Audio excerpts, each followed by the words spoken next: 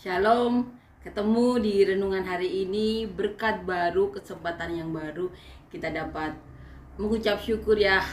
Satu hari lagi Tuhan berikan bagi kita bisa memuji-muji nama Tuhan Yesus kita bisa merenung-renungkan segala kebaikan yang telah Tuhan Yesus lakukan ya di dalam keluarga kita atas sepanjang hidup kita. Terima kasih Tuhan Yesus ya. Kesempatan yang baru untuk kita bisa melakukan apapun yang menjadi kehendak Tuhan dalam hidup kita. Kesempatan yang baru lagi Tuhan Yesus berikan untuk kita bisa menjadi seperti apa yang Tuhan mau. Amin ya, amin. Jadilah seperti apa yang menjadi kehendak Tuhan Yesus. Karena kita tahu pada kesudahannya tujuan kita tuh cuma satu, ke surga. Jangan sampai karena segala keinginan dunia yang sebenarnya sama Tuhan boleh ya, asalkan sesuai dengan kehendak Tuhan. Apa itu kehendak Tuhan? Menjadi berkat bagi umat manusia yang memang Bapa mau selamatkan. Mencari segala solusi atau penyelesaian masalah yang ada di dalam dunia ini selama kita hidup. Seperti Tuhan Yesus datang ke dunia untuk menyembuhkan, memberikan mukjizat. Kita boleh menuruti keinginan kita yang bagaimana keinginan kita yang sesuai dengan kehendak Tuhan. Yang kehendak Tuhan itu bagaimana, yang menyelamatkan manusia, yang memberikan solusi pastinya. Amin ya. Kita jangan punya pikiran bahwa hanya melakukan kehendak Tuhan yaitu apa? Baca Alkitab saja, tidak melakukan apapun. Itu juga tidak bisa. Karena apa? Tuhan Yesus saja yang dari surga turun ke bumi, menyembuhkan, mengusir setan, memberi makan orang lapar. Itu juga tugas kita.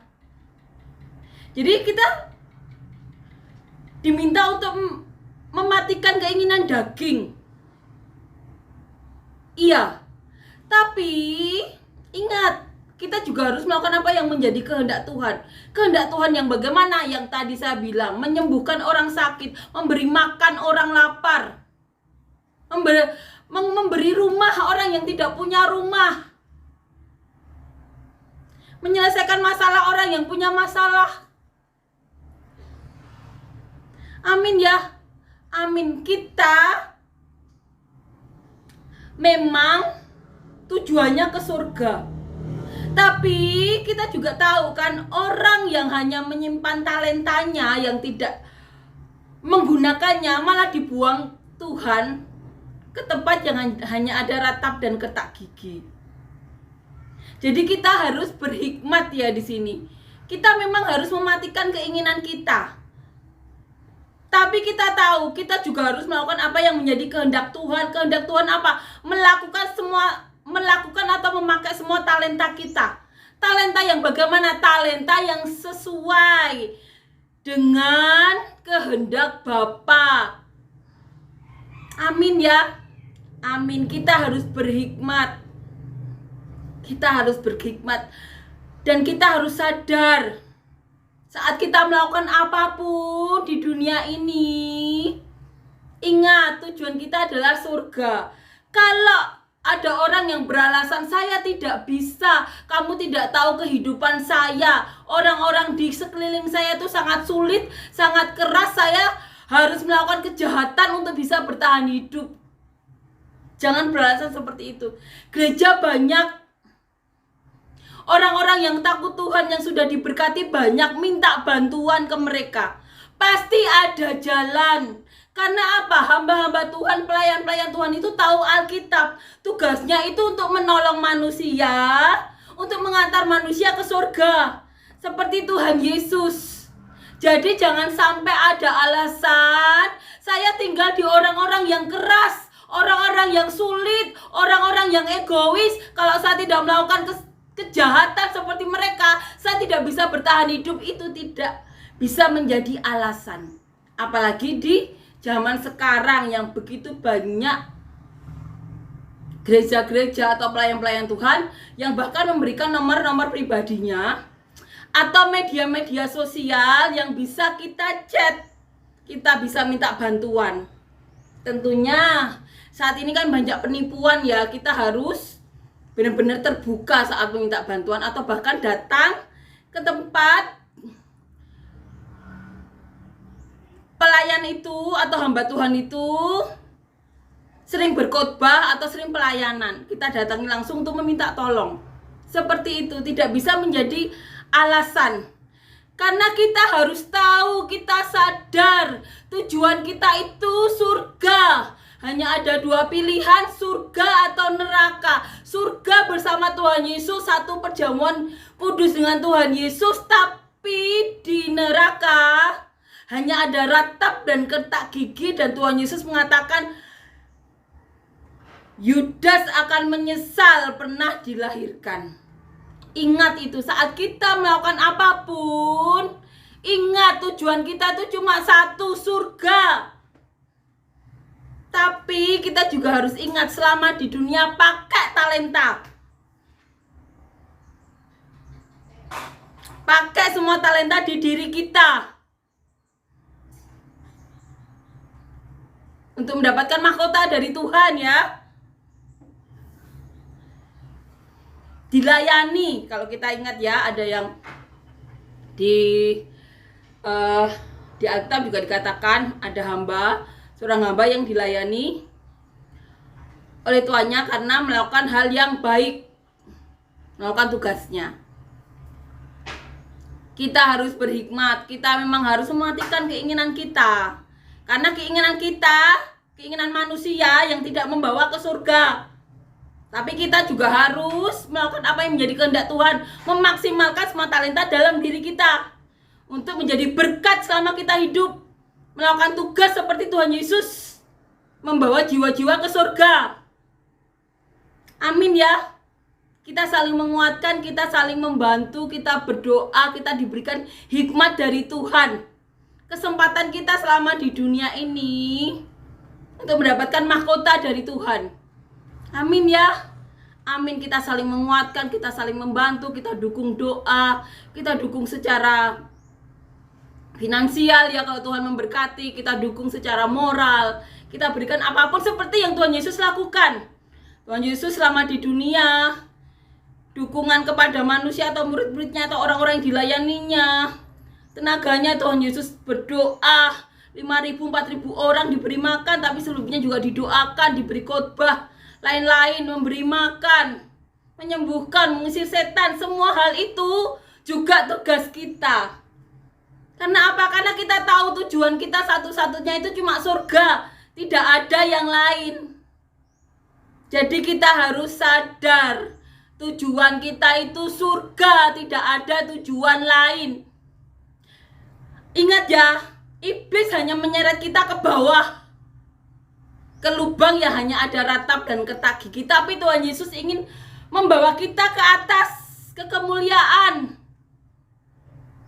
ke surga, di mana Tuhan Yesus berada. Hanya ada tujuan ke surga.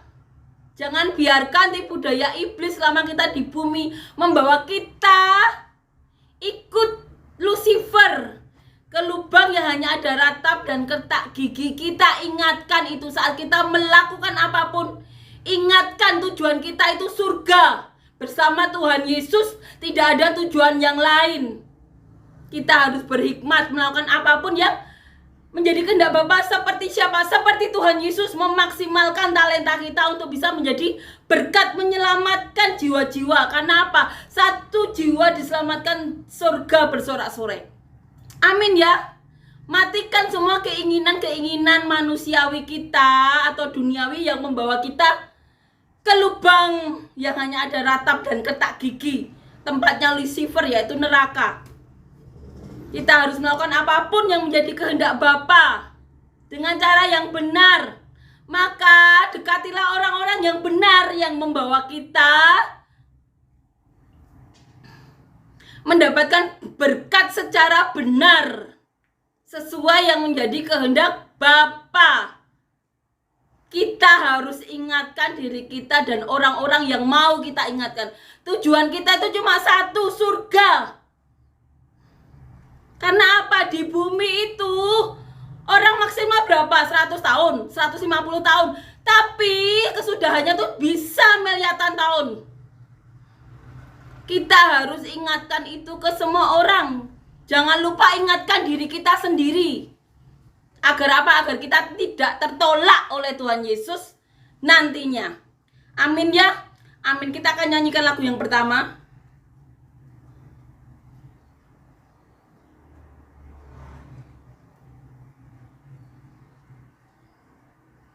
Yesus kami puja, kami sembah sebagai Raja, berdiri di tengah kami, ditinggikan dan dipuji, sembah dan puji penuhi tahtamu. Sembah dan puji penuhi tahtamu. Sembah dan puji penuhi tahtamu. Yesus Tuhan adalah Raja. Amin ya. Amin. Kita akan lanjutkan membaca dan merenungkan ayat firman Tuhan di Kisah Para Rasul 1 ayat 15 sampai 26. Judul perikopnya, Matias dipilih menggantikan Yudas. Pada hari itu berdirilah Petrus di tengah-tengah saudara-saudara yang sedang berkumpul itu. Kira-kira 120 orang banyaknya, lalu berkata, "Hai saudara-saudara, haruslah genap nas kitab suci yang disampaikan Roh Kudus dengan perantaraan Daud tentang Yudas, pemimpin orang-orang yang menangkap Yesus itu. Dahulu ia termasuk bilangan kami dan mengambil bagian di dalam pelayanan ini. Yudas ini telah membeli sebidang tanah dengan upah kejahatannya. Lalu ia jatuh tertelungkup dan perutnya terbelah sehingga semua isi perutnya tertumpah keluar. Hal itu diketahui oleh semua penduduk Yerusalem, sehingga tanah itu mereka sebut dalam bahasa mereka sendiri Hakaldama. Artinya tanah darah, sebab ada tertulis dalam kitab Mazmur, biarlah perkemahannya menjadi sunyi, dan biarlah tidak ada penghuni di dalamnya, dan biarlah jabatannya diambil orang lain. Jadi harus ditambahkan kepada kami seorang dari mereka yang senantiasa datang berkumpul dengan kami selama Tuhan Yesus bersama-sama dengan kami, yaitu mulai dari baptisan Yohanes sampai hari Yesus terangkat ke surga meninggalkan kami untuk menjadi saksi dengan kami tentang kebangkitannya." Lalu mereka mengusulkan 2 orang, Yusuf yang disebut Barsabas dan yang juga bernama Justus dan Matias. Mereka semua berdoa dan berkata, "Ya Tuhan, Engkaulah yang mengenal hati semua orang. Tunjukkanlah kiranya siapa yang Engkau pilih dari kedua orang ini untuk menerima jabatan pelayanan, yaitu kerasulan, yang ditinggalkan Yudas yang telah jatuh ke tempat yang wajar baginya." Lalu mereka membuang undi bagi kedua orang itu. Dan yang kena undi adalah Matias. Dan demikian ia ditambahkan kepada bilangan ke-11 rasul itu. Amin ya. Amin. Yudas telah meninggal. Saat itu berkumpul ya, dipimpin Petrus. Di sini dikatakan pada hari-hari itu berdirilah Petrus di tengah saudara-saudara yang sedang berkumpul. Kira-kira 120 orang banyaknya, lalu berkata, "Hai saudara-saudara, haruslah genap nas kitab suci." Berarti ini sudah dinubuatkan sebelumnya, yang disampaikan Roh Kudus. Di sini katakan Roh Kudus, pemimpin orang-orang yang Roh Kudus, dengan perantaraan Daud tentang Yudas. Jadi Roh Kudus di sini dikatakan dengan perantaraan Daud ya, berkata melalui Daud tentang Yudas, pemimpin orang-orang yang menangkap Yesus itu. Dikatakan, Petrus mengatakan pemimpin orang-orang yang menangkap Yesus itu. Kita akan baca ya, di mana ayat Mazmur menjadi perantara ya, Roh Kudus. Coba kita buka di Mazmur.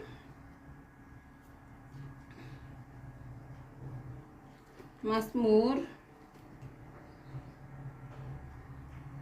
69 ayat 26. Di sini ditulis, biarlah perkemahan mereka menjadi sunyi, dan biarlah kemah-kemah mereka tidak ada penghuninya. Di sini dikatakan yang disampaikan Roh Kudus dengan perantaraan Daud. Amin ya. Amin. Dahulu ia termasuk bilangan kami. Ini yang dikatakan Petrus. Dia termasuk bagian dari kami dan mengambil bagian dalam pelayanan ini. Ini yang dikatakan Petrus. Yudas ini telah membeli sebidang tanah dengan upah kejahatannya itu. Lalu ia jatuh tertelungkup dan perutnya terbelah sehingga semua isi perutnya tertumpah keluar. Hal itu diketahui oleh semua penduduk Yerusalem, sehingga tanah itu mereka sebut dalam bahasa mereka sendiri Hakal Dama, artinya tanah darah. Sebab ada tertulis dalam kitab Mazmur yang tadi kita baca, di Mazmur pasal 69 ayat 26, biarlah perkemahannya menjadi sunyi, dan biarlah tidak ada penghuni di dalamnya, dan biarlah jabatannya diambil orang lain. Jadi harus ditambahkan kepada kami seorang dari mereka yang senantiasa datang berkumpul dengan kami selama Tuhan Yesus bersama-sama dengan kami. Itu yang dikatakan Petrus. Jadi harus ditambahkan kepada kami seorang dari orang-orang yang senantiasa ya berkumpul dengan kami. Jadi saat Tuhan Yesus masih di bumi, syaratnya orang yang menggantikan ini harus sering berkumpul, harus sering mengiring Tuhan Yesus juga, yaitu mulai dari baptisan Yohanes, syaratnya itu, sampai hari Yesus terangkat ke surga meninggalkan kami. Jadi syaratnya orang yang menggantikan Yudas adalah orang yang selalu mengikuti mereka, yaitu mengikuti murid-murid Tuhan Yesus dan Yesus sendiri. Dari Tuhan Yesus dibaptis sampai Tuhan Yesus terangkat, itu syaratnya. Berarti kita tahu yang mengikuti Tuhan Yesus bukan hanya 12 murid, tapi ada orang-orang lain, ada rasul-rasul lain. Salah satunya Matias dan Justus ya. Mereka mengusulkan 2 orang, Matias dan Justus. Berarti syarat itu terpenuhi. Justus dan Matias itu selalu mengiringi Tuhan Yesus dan murid-muridnya. Awal dari Tuhan Yesus dibaptis sampai terangkat. Kenapa? Karena akan menjadi saksi bagi kebangkitannya.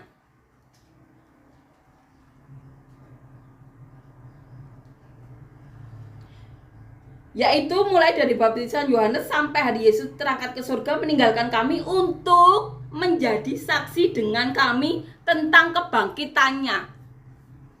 Jadi harus digantikan karena apa? Harus ada saksi. Saksi yang melihat sendiri Tuhan Yesus bangkit. Ini yang dikatakan Petrus. Lalu mereka mengusulkan 2 orang, Justus dan Matias. Mereka berdoa, ya Tuhan, Engkaulah yang mengenal hati semua orang. Tunjukkanlah kiranya siapa yang Kau pilih dari kedua orang ini untuk menerima jabatan pelayanan, yaitu kerasulan yang ditinggalkan Yudas yang telah jatuh ke tempat yang wajar baginya. Ini doa mereka. Lalu mereka membuang undi bagi kedua orang itu, dan yang kena undi adalah Matias. Dan dengan demikian ia ditambahkan kepada bilangan ke-11 rasul itu. Jadi Petrus ya, selaku pemimpin yang dipilih Tuhan Yesus, yang diminta Tuhan Yesus 3 kali, Petrus, apakah kau mengasihiku? Gembalakanlah domba-dombaku sampai 3 kali. Petrus sampai sedih karena apa? Tuhan Yesus meminta sampai 3 kali. Nah, saat itu Petrus berbicara di depan 120-an orang ya, mengatakan alasannya. Karena sesuai dengan yang dikatakan Roh Kudus melalui perantaraan Daud di Mazmur 69 ayat 26. Dan juga harus ditambahkan sesuai dengan jumlah semula ya, 12. Untuk menjadi saksi bagi kebangkitannya, syaratnya adalah orang yang selalu mengikuti Tuhan Yesus dan murid-muridnya dari Tuhan Yesus dibaptis sampai kebangkitannya. Justus dan Matias memenuhi syarat dan kemudian mereka berdoa, membuang undi dan dipilihlah Matias. Amin ya, amin. Ini salah satu kepemimpinan Petrus ya di awal. Ya juga merupakan bimbingan dari Roh Kudus. Dasarnya di kitab Mazmur pasal 69 ayat 26. Dan biarlah jabatannya diberikan orang lain. Petrus bertindak sesuai dengan nubuatan Tuhan. Amin ya, ini menguatkan kita bahwa apa? Tuhan Yesus kalau memilih seseorang dikuatkan, kemudian apa? Dinubuatkan dari ribuan tahun sebelumnya, bahkan untuk menggantikan Yudas yang telah meninggal.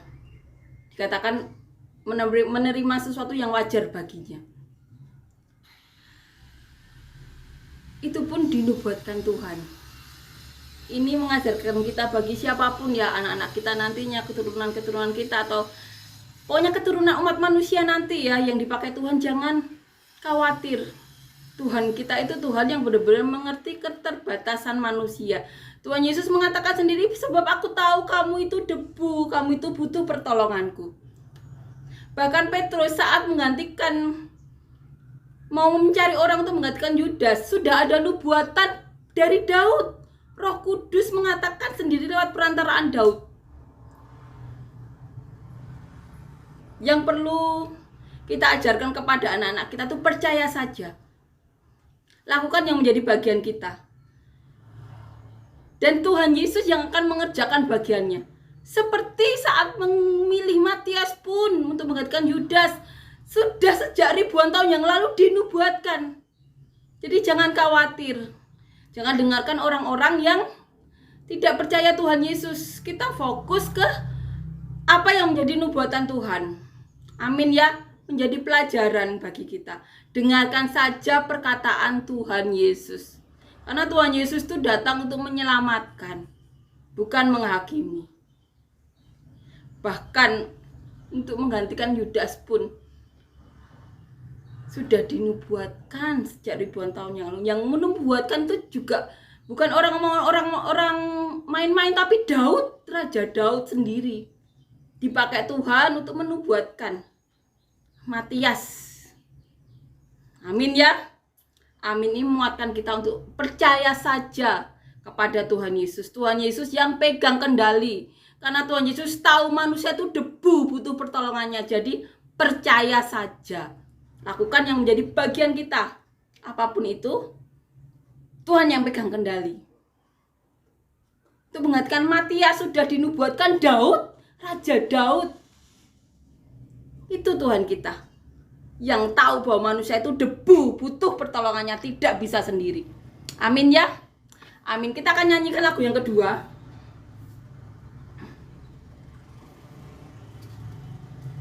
Ku beri kemuliaan dan hormat, ku angkat suara pujian, ku agungkan namamu. Ku beri kemuliaan dan hormat, ku angkat suara pujian, ku agungkan namamu.